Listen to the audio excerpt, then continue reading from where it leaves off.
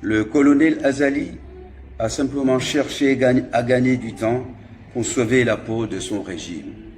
Bismillah ar-Rahman ar-Rahim. Assalamu alaikum wa rahmatullahi ta'ala wa barakatuh. Comorienne, Comoriens.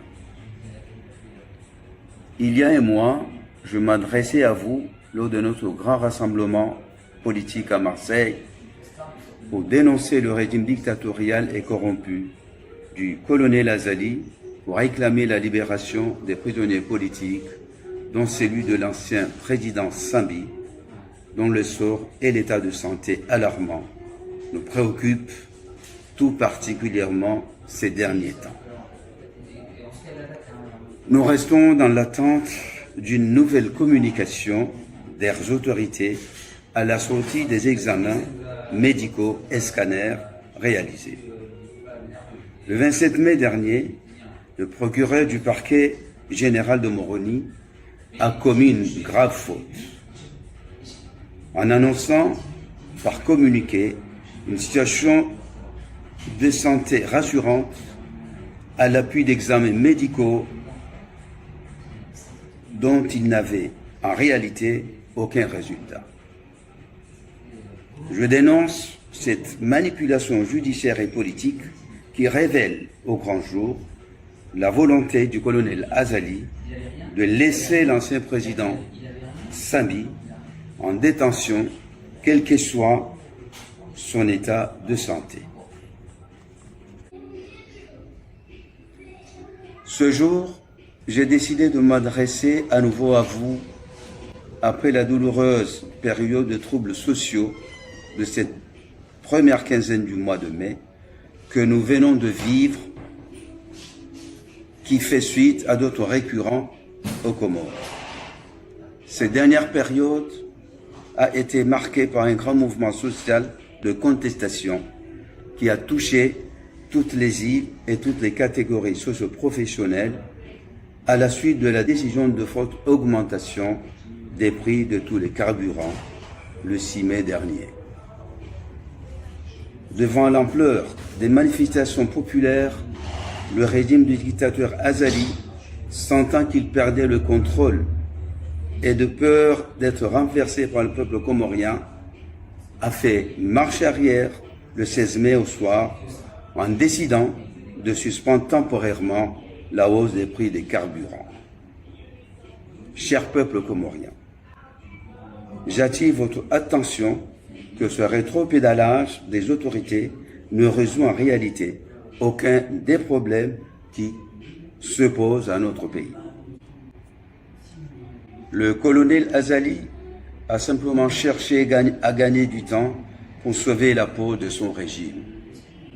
Par ailleurs, le bilan de ces manifestations est lourd. 2 morts, des jeunes, des blessés graves et de nombreux blessés légers. Ce lourd bilan s'explique par une répression, une brutalité excessive des autorités et de leurs forces armées qui ont tiré à balles réelles sur les manifestants.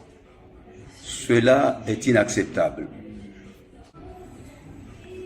Le colonel Azali et sa clique sont directement responsables de ces exactions, de ces décès, de ces blessés. Des enquêtes ont été promises par les autorités. Nous savons déjà qu'elles ne permettront pas d'arrêter les vrais coupables, c'est-à-dire ceux qui ont donné les ordres de tirer sur la foule. Mais que ces derniers ne perdent pas de vue qu'un jour, ils auront des comptes à rendre. Peuple comorien, peuple qui souffre. Je suis lucide.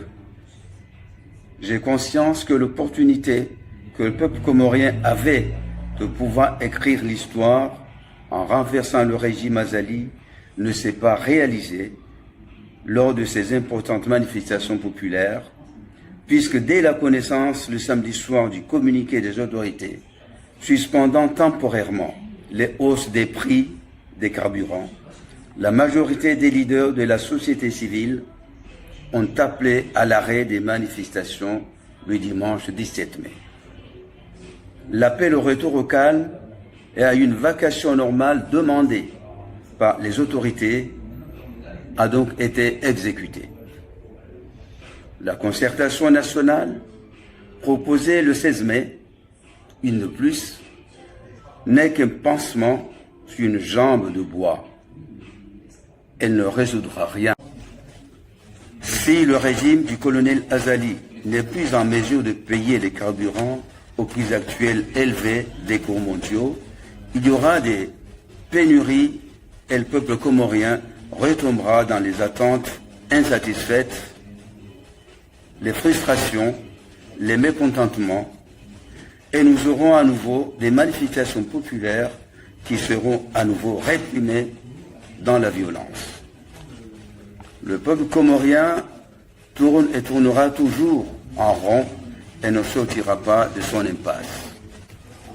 Car nous connaissons le même phénomène avec le long conflit social qui concerne tous les corps enseignants, du primaire au supérieur, qui est régulièrement en grève depuis 2023 pour leurs revendications légitimes.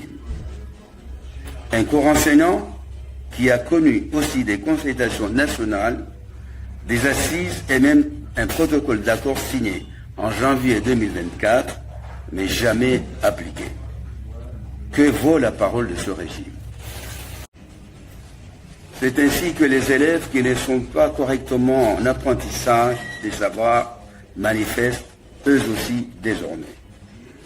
Face à cet autre enlisement, c'est la génération de nos forces vives, de notre jeunesse, qui est sacrifiée, qui ne s'éduque pas par les connaissances. Mais c'est peut-être aussi ce que veut le colonel Azali, à savoir maintenir sa jeunesse, ses forces vives, dans la non-éducation et l'ignorance, pour mieux la contrôler et la diriger. C'est peut-être aussi ce qui explique que, contrairement à la génération Z de Madagascar, nous n'ayons pas une élite intellectuelle étudiante, structurée, capable de peser dans le débat politique national pour un avenir meilleur aux Comores, pour notre jeunesse et l'ensemble de son peuple. Aussi, j'invite les jeunes leaders des mouvements lycéens et étudiants, ainsi que les cadres militaires et des forces intérieures qui auraient des scrupules à exécuter des ordres qu'ils jugent immoraux ou indignes, comme celui de tirer à balles réelles sur la foule, de me contacter et de me rejoindre pour participer à l'élaboration des projets politiques d'avenir, structurants et démocratiques pour l'Union des Comores. Depuis 2016 et le retour de le colonel Azali au pouvoir, le pays n'avance pas. Sacrifie sa jeunesse, emprisonne et violente de façon abusive. Le plan Émergence 2030, régulièrement mis en avant, n'est qu'un bel emballage marketing. Peuple comorien, jeunesse comorienne, sans votre mobilisation, sur la durée, nous ne pourrons changer en mieux notre pays.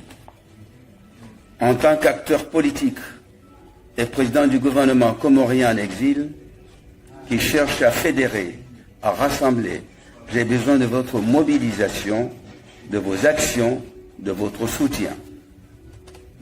Pour sa part, le gouvernement comorien en exil continue d'exister, continue son combat, son action de mobilisation, de communication, d'action auprès de son peuple, de sa diaspora et des autorités diplomatiques internationales. Vive le peuple libre des Comores, vive l'Union des Comores.